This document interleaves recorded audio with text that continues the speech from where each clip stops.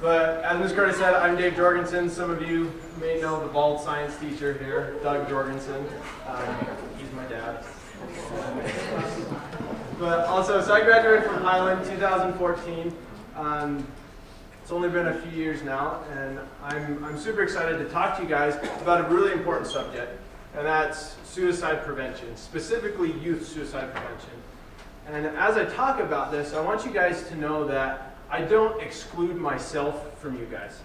Like, I only graduated a few years ago, and that doesn't mean, oh, I'm grown up now and I'm out of high school. A lot of these things I'm going to be saying today apply to myself and to kids my age. It's kind of a hard subject to talk about suicide, to talk about death. But as we do so, I want you guys to know and feel the importance your life has, and to know that your life is awesome, and that you can walk out of here today saying that my life is awesome and I am awesome. But to get to know me a little bit better, when I was in high school, I loved sports. I played football, I played tennis. I was also into music. I was in band and choir. I loved stage theatric stuff. I was in stage crew as well. And I just absolutely loved being here at Highland. You guys have such a great network here and a great student body. There's nothing, I think, better than being a Highland Ram. You think about your life, high school is, what, 4 years, sometimes 3 years, depending on the school. And that is about 4% of your life, or maybe a little bit more. But yet you guys will talk about these 4 years your whole entire life. And so the things you do now and the way that you interact with each other will hold true to yourself forever. You'll always remember these things. If you talk to any of the teachers here, I see Miss Watcher, Miss Curtis, my dad, they remember stuff from high school, I guarantee it. And the fun times and the hard times that they had. But you guys, let's see if my clicker will work. You guys are Highland. This is you. And every day you have the chance to seize a great opportunity to be a friend to each other and to live and to love and just have a fun time. I want someone to explain to me, what is Ram Fam? What does that mean? Who can explain that? Anybody? Exactly. I know, I talked to Principal Jensen a little bit, and he kind of talked to me a little bit about Ram Fam. I've seen some stuff on Facebook and Instagram about it. But I love this. You guys are our family. You look around and you're kind of like, we're a family? Like, I'm not related to them, I'm not related to them, but you are, because I guarantee you probably see some of your peers and some of your classmates more than you see your own family. Right? So the way that you guys interact is so important. And it's just amazing, because you can make such a difference in just one person's life. There's a short video that we're going to show you. Some technical difficulties in this, so just bear a second. We're going to switch sources here on the projector.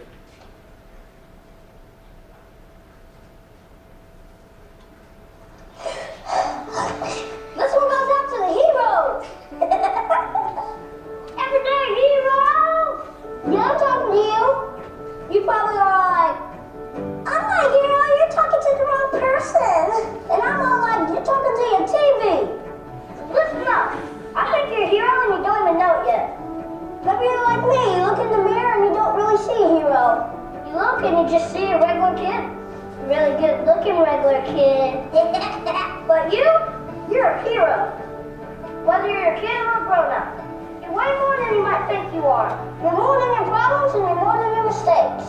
Somewhere inside, you're a hero. You might not have a cape or wear underwear outside your clothes. That's probably a good thing. You have everything right now to change the world. Everything! Heroes are just ordinary people who've done extraordinary things. They inspire other people to be extraordinary. People like Nathaniel. He's 12 years old and he's now okay with the fact that there are people in the world who don't have clean water. There is enough money to help 30 schools in Central Africa. Madison. When she was 15, she created a beauty pageant for boys and girls that have special needs because she wanted to celebrate real beauty. My friend Bob, he's 55 and he's living out love in so many different ways. Right now he's working on building the school so kids in Uganda know they're loved. Kids can change the world and grown-ups can change the world. It will go a whole lot faster if we work together. Heroes are made when ordinary people like you and me decide to be extraordinary or extra ordinary. Extraordinary. That's too many extras. Here's what I'm trying to say. If you want to be awesome, treat people awesome. It's about strength. I heard that word. Not like picking up a car kind of strength. I'll pick it up and just drop it and go like, oh, he's so dirty, but so strong. I want to go out with him. He can pick up a car. But it's not about that. I'm talking about compassion. Nothing stronger than that. It's what changes things. So who's been a hero to you? Da-da-da. Parents? Teachers? Friends? Let them know. Heroes don't always know that they're heroes. We all need reminders. The little things that we do are a big deal. Heroes are people in our lives who see us what we really are. Awesome. Did you hear that? I said, you're awesome! You're awesome! You don't need cake and you don't need money. You don't even need to be bitten by something radioactive. You just need to care. And if you are bitten by something radioactive, you should go to the doctor, sir. They'll make your pee grease. It'd be cool to fly, or be part spider, or be part squirrel. I don't think part squirrel is a thing. Is that a thing? Like a man squirrel? But you're already filled with superpowers. So don't wait for a signal in the sky. Look a little closer at the world around you. You're ready right now. It's time to be the hero that you're meant to be, Kate. What are you not okay with? Think about it. And what do you have? And who can you bring with you? Everybody! Everybody! Everybody! You have everything that you need to make someone's day more awesome. Someone may never told you this, but I promise it's true. The world needs heroes, and that hero could be you. That hero could be you. And that hero could be you. Let's do this.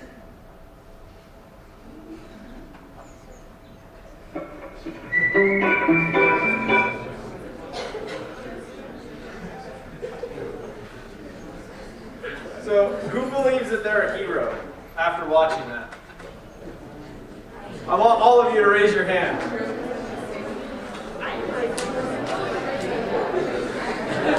So you guys, settle down. You guys are all awesome and you all are heroes. You have the chance to change someone's life. And as we go through and we talk specifically about suicide and suicide prevention, I hope you guys see this, how that you guys have the chance to be a hero and how you can literally save someone's life. Ourselves and to kind of think down on ourselves and to not think, okay, well, my life is awesome. I want you guys all to say this right now. So go ahead and say, my life is awesome. My life is awesome.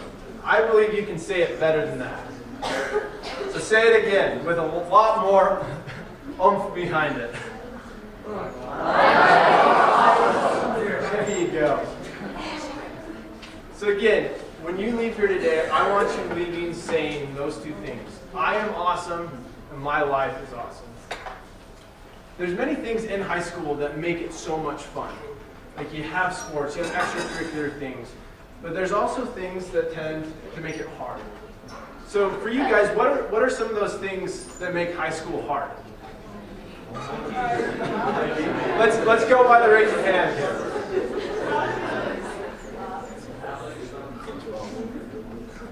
Yeah. That definitely makes it hard, and we're going to talk a little bit about that. Anyone else have an idea of what makes high school hard? Yeah. Say that one more time. Trying to improve your grades and nobody likes Who here has ever been stressed out by grades before? I know I have. likes homework? Who likes homework? That's impressive. You guys are good kids. There's things in high school that make it specifically hard. So I need a volunteer. I need someone to help me out here. Go ahead and come on. Okay. So this backpack, I want you to tell me, how heavy is this backpack? Okay, go ahead and put it on all the way. Okay, so this backpack represents all just normal things in school. You have, okay, this class. You guys take, 8 classes? I look back and I'm like, man, that's a lot of classes. That's a lot of homework. And so this backpack represents those things. But there's other things that you guys experience in life. How many of you guys are involved in extracurricular activities? Sports, clubs, anything like that? Or you have hobbies where you like doing stuff. You can't wait to get home to do a certain activity. Okay. So these books, I want you to hold these books. These represent those extracurricular activities that you have. But every so often, there's more projects that come along. And so you're added more weight on there.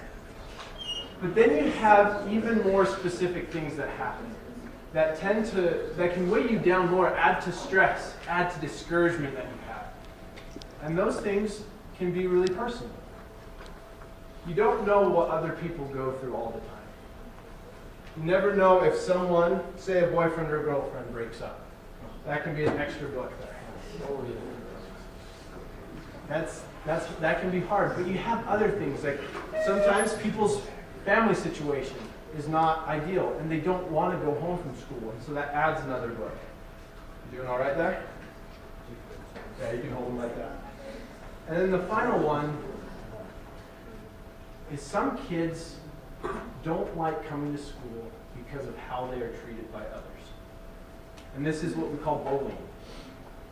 Now, I'm going to tell you right up and straightforward, if you bully someone else, stop it. Because this can weigh someone down so much. But hold a couple things there. This can weigh someone down to the point where they're almost at a breaking point. Stress is sometimes bearable, but sometimes not bearable. And there's a difference between stress and discouragement. And I want you guys to understand that. Everyday things happen. How many of you have ever been stressed in your life? I would say almost everybody.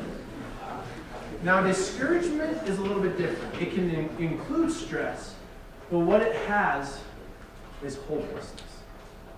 It's carrying this weight right here and thinking, there is no possible way that I can go on.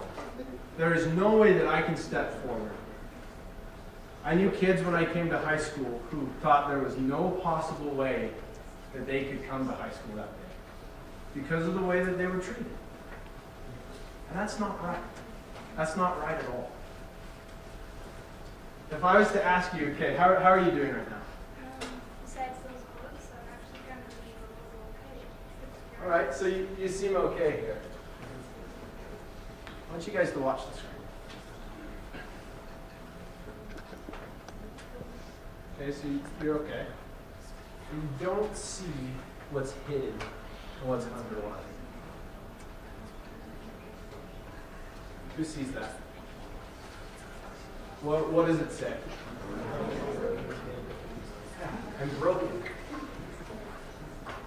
There's this outward appearance of, oh, I'm great, I'm okay, I'm holding these books totally fine. You can go ahead and set those down and take the backpack off. Just set it right over there. But you can feel that or see that from others. Like, yeah, I'm okay, I'm totally good, no worries.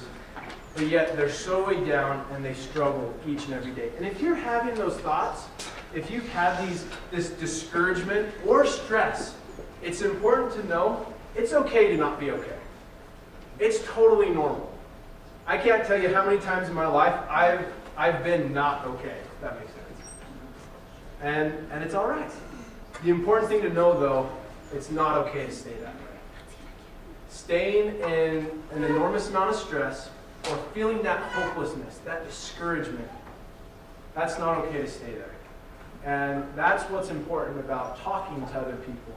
Talk to your teachers, talk to your friends. Be able to find help when you're feeling hopelessness. Now I'm going to add a note in right here to know that depression, anxiety, other mental health issues, those are those feelings of hopelessness constantly that never end, and they can be continuous. It's hard to understand, and I've been told it's hard to understand depression unless you have it. And so I can't fully go into, I'm not educated enough to go into what depression is, but I will say, seek medical help.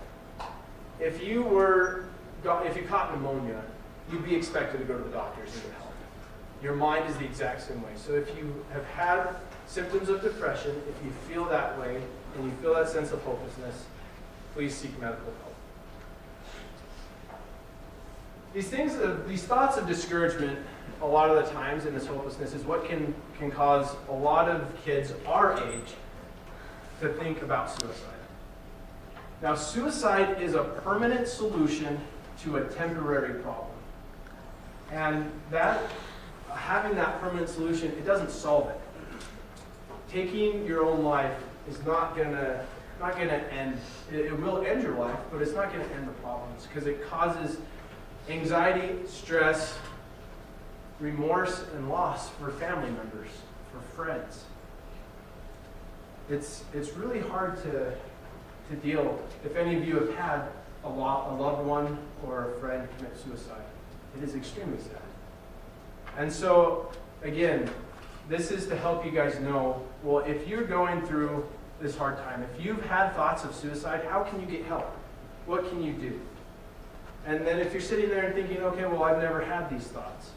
Well, how does this whole thing that my teacher's making me come to right now, how does this apply to me? Suicidal thoughts, it's interesting, there's scientific fact behind it. Did you guys know, okay, let's think about this. What is the major event that happens in high school about sophomore year? Who can think about that? It's a life-changing event, and you gain freedom from this event.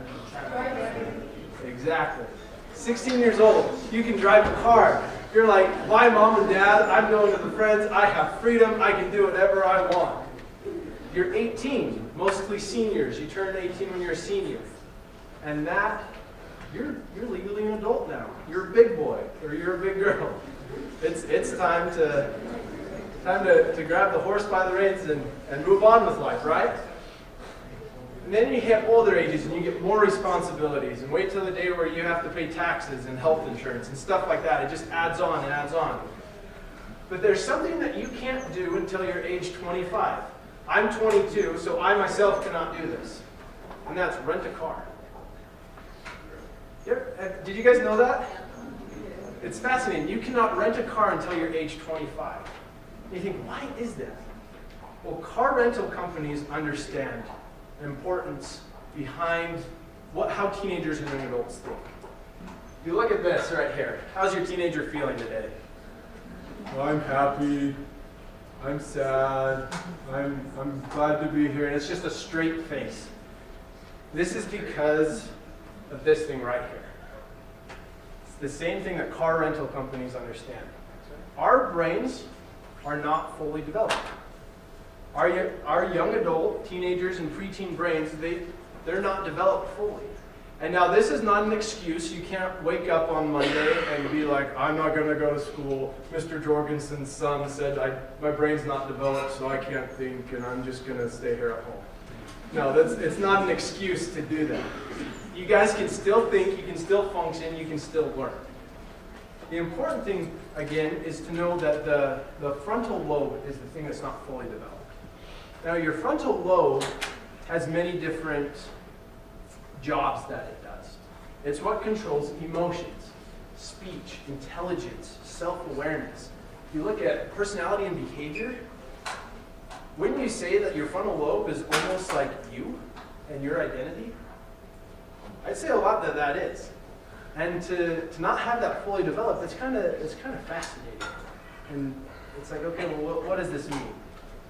Here you go. According to the American Academy of Child and Adolescent Psychiatry, there's certain things that we are more likely to do and less likely to do.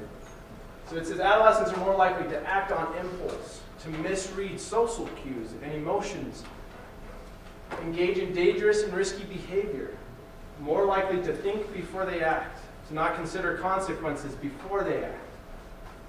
These, when a person has these suicidal thoughts, I think your brain is triggering and not understanding quite what's going on. All this stress, all this stuff that's weighing you down, and you're just like, oh, what is going on?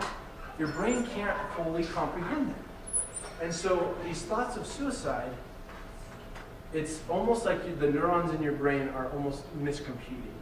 It's not saying that they're not real, and that the feelings that you have aren't what they are. And I totally understand that. But the important idea and the important part, I know I say it's an important part, it's because this whole subject is really important to me. Is to understand that there is help and there's hope for these thoughts you're having. Again, it's okay to not be okay. It's okay to have these thoughts. If you've had suicidal thoughts, that's all right. Now what matters is how you act. What do you do? How do you get help? I want to tell you guys a story about Conrad Jensen. Conrad is a member of the Ram family. He came to Highland in the 90s, in the later 90s, 96, 98, in that area. Conrad was a bright kid. His family absolutely loved Conrad. He loved his family so much. Conrad was into animals. He loved animals. He had fish. He had rodents. His parents wouldn't let him have snakes, but he loved snakes. He loved cats, even though he was allergic to them. He'd go and not babysit, but he'd go tend cats. And even though he'd come home all itchy and scratchy and just would have an allergic reaction to them. He also loved children. Conrad would go to primary children's and volunteer all the time there. He just absolutely, from this outward appearance, from that okay standpoint, seemed to love life. This is Conrad's family. Conrad is this one right. He's right here. You can tell that's a large family with 3 older brothers and 3 younger siblings, 2 brothers and a sister. I talked with Conrad's mom, Lucille, just a few days ago. And she told me that every time Conrad would leave the house, every time the family would split up, first off, Conrad had to know where everybody was because he cared about all his family. And then he had to give him a hug and tell him I love him. He always told him that. The thing is, Conrad suffered from depression. He had this outward appearance of this happy boy, but yet deep down inside, he felt broken. He had these thoughts of suicide constantly. You would never guess or think that he had thought about suicide or had those tendencies. And the same thing goes for kids that walk through these halls today. You don't know who of your classmates are thinking about suicide, who are struggling so bad that they want to end their life. Conrad, he struggled a lot. And one day he went to school. His mom dropped him off, and just like always, he hugged her, told her that he loved her. And his mom never saw Conrad again because he committed suicide that day after school and took his own life. Now, this isn't just meant to be a story about just Conrad, but it's a story of hope. KSL did an article with Conrad's family shortly after his death because it was a big impact to the community. He lived, if any of you know where Dilworth Elementary School is, he lived right up in that neighborhood right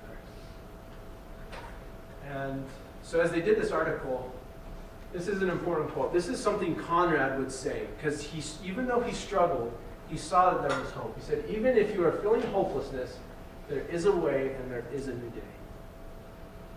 And then when I was speaking with his mom, Lucille, just a few nights ago, I asked her, what do you want high school kids to know? Specifically from Conrad's story. She said, even if you can't see sunlight, it is there. There is hope. There is help. there is hope. So I want you guys to know this, that if you're going through those things, it's okay to not be okay. Just don't stay that way. And your life is awesome. It's worth living, and you can find that help. The first thing you do if you're going through those things is you have to reach out. You have to talk to someone. Your friend, your peer, literally anyone. Just reach out and talk to someone. Someone you trust, someone you care about.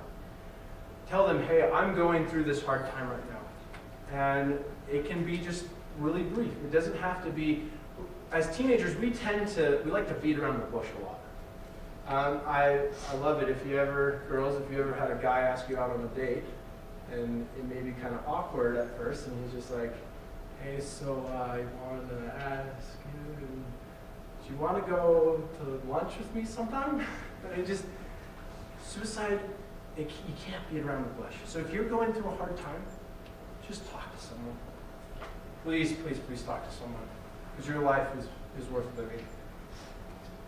Again, you guys are the Ram fam. Talk to your friends, talk to your peers, talk to your teachers. How many of you know this guy right here? I know he's not here, but I always feel like giving a round of applause for Dean anytime. So let's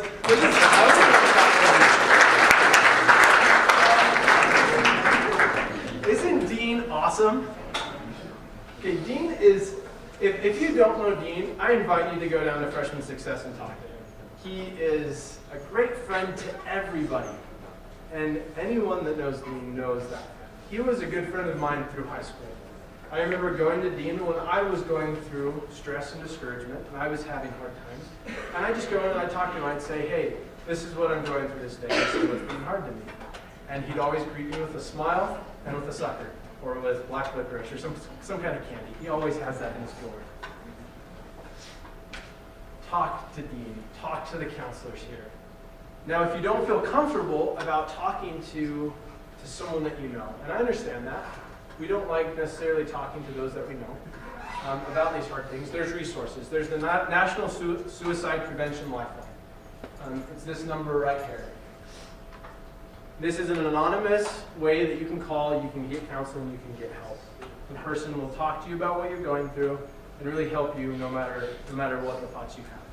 Now, I know that most of you guys probably know, let's say, Few Ties. I've been told that it's been implemented in the school, and it's an app on your phone. And if you haven't downloaded it, I invite you to. I have it on my phone. It's a way that you can text with a crisis counselor. You can call and submit tips. Those are other ways that you can reach out for help. So again, if you're going through and have suicidal thoughts, please, please, please reach out. Now, if you're sitting there and you're thinking, what about me? What about if I'm I've never thought about suicide before, I haven't had any family or friends or anybody ever think about committing suicide. Well, how does this apply to me? What do I do? Everything.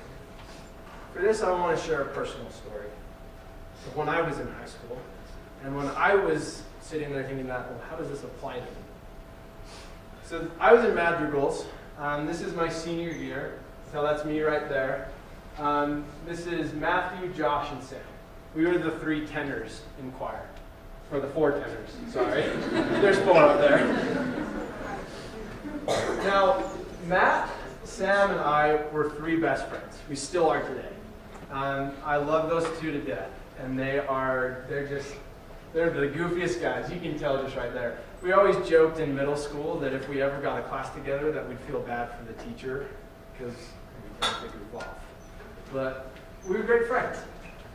Now, at the last half of senior year, this story is specifically about Sam. Sam had a really hard time.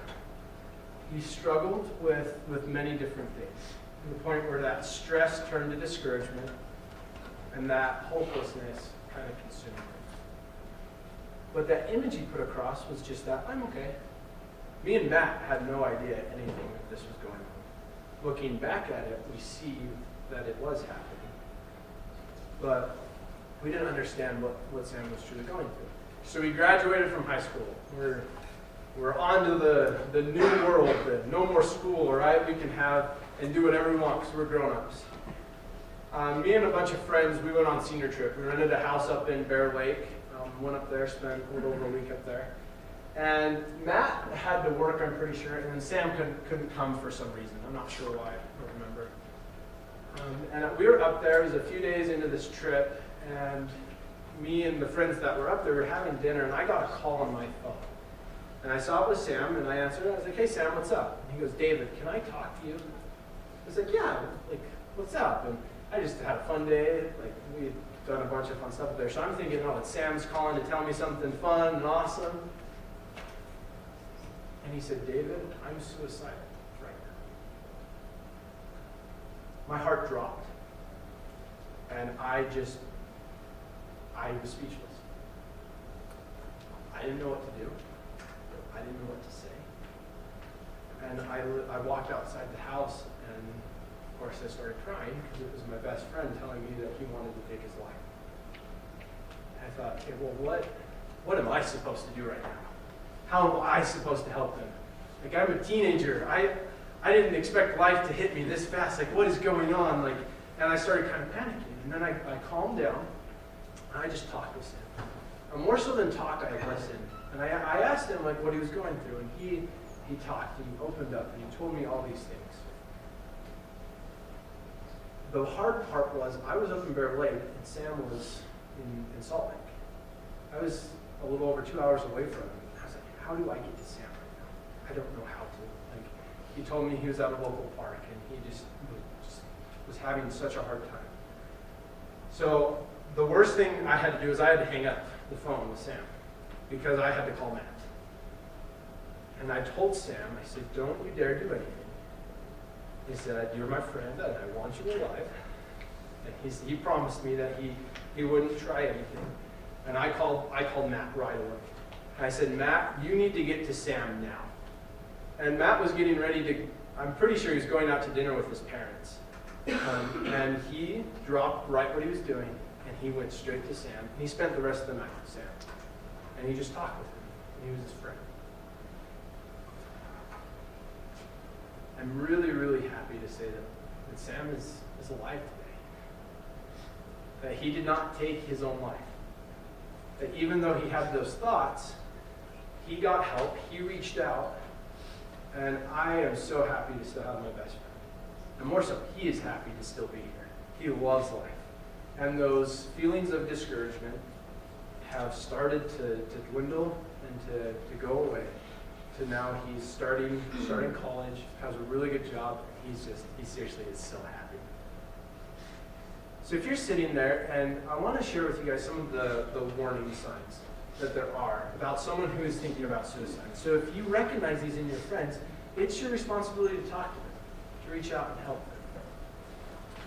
Talking about feelings of hopelessness, having no purpose. I look back, Sam talked to me often about he didn't know where he fit in. And I was like, "Sam, will you fit in with like us, me and Matt? Like we're bros and everything." And he just felt like he didn't quite fit in. Also things like talking about being a burden to others, being anxious, not getting enough sleep or having too much sleep. I look, Sam, that sleep thing was huge for him. Withdrawing or feeling isolated. Again, all these things applied to Sam. And I look back on it. But I want you guys to know these now. So if you see a friend who is going through these things, I want you to reach out to them, to talk to them and say, "Hey, I've noticed this in you, this going on with you. I care about you." And again, you can't really beat around the bush. You can't just be like, "Well, are you all right?" But ask them, "Hey, have you had suicidal thoughts?"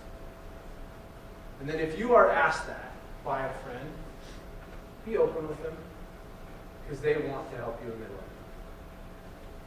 I am so grateful Sam reached out to me. There's important things to also do. If there's an immediate, you could say, I don't want to say threat, but someone is wanting to cause harm to them right away, as well as long term, that you can do as a friend. The very first thing, don't leave the person alone. And Matt went to Sam, stayed with him the whole night. He was his friend and he was there. Don't leave the person alone. Second thing, call the National Suicide Prevention Line. They can help you in that moment better than you can. I had no idea about that. I wish I would have when the whole thing with Sam happened, or I would have called the lifeline. thing is seek medical help, especially if someone has caused harm to themselves, and get the medical help they need, or the mental help they need. The next thing, this one is so important. Talk to an adult. When Matthew went to go talk with Sam, when Matt went to Sam, he told his parents, he said, this is what I'm doing, this is where I'm going. And then I called my parents and I said, hey, this just happened. This is what Sam just told me. Talk to an adult, talk to a teacher, talk to a counselor, talk to someone. You have to tell them. The one thing that, back to Conrad's story, that his mom Lucille was not so happy about was his friends kept it a secret. His friends never told an adult. They never said, hey, Conrad is going through a hard day today. And Lucille and her husband Keith really wish that his friends would have said, hey, this past few weeks has been extremely hard. She doesn't know if you would be here today or not because of that. But what matters is what you guys now do. Talk to an adult. Also talk with them openly and frequently. Matt and I with Sam, we didn't just say, okay, well, all right, Sam, like you'll get through this, and we didn't just leave the subject alone after that day. But the weeks following, the months following, we talked with Sam, and we helped him, and we would be open with him. He'd be open with us. And I'd ask Sam right up. I'd be like, hey, Sam, are you having suicidal thoughts, or have you this week? And he'd be like, yeah, I have, or no, like this week has been a really good week. When you guys talk to each other, and especially about this very sensitive subject, a few moments of potential awkwardness are worth saving a life. I want you to think about that. Would it be worth it to save one of your friends, one of your peers, someone in the school's life, if you're just maybe have kind of an awkward conversation for a few minutes? I hope that you feel inside of you the need to have those conversations and to know and to help that person know. Or if you're feeling it yourself, if you're feeling suicidal, it's going to be okay. There is hope, there is help, and there is hope. And Sam, he loves life. He's a goofy kid. He jokes all the time, and I absolutely love him to death. But again, how does this apply to you? Remember, your life is awesome. You are awesome. Even though you struggle through things in high school, think of the good. Think of the fun times. And know that it's going to be all right. It's going to be okay. Talk to each other. You guys are a Ram fam. You're a family. Help each other out. And know that you can really save lives. And each one of you is a hero. You all raised your hands. Well, most of you did. And if you didn't, you still raised your hand. Because each one of you is a hero. And you guys can save lives, save each other's life. I really thank you guys for the opportunity of letting me come here and speak to you guys about this. I'm grateful for Ms. Curtis and the administration here. I want you guys to say one last time before we're done, my life is awesome. And I want you to say it with power and with energy. So ready, go. My life is awesome. Right on. Thank you guys so much.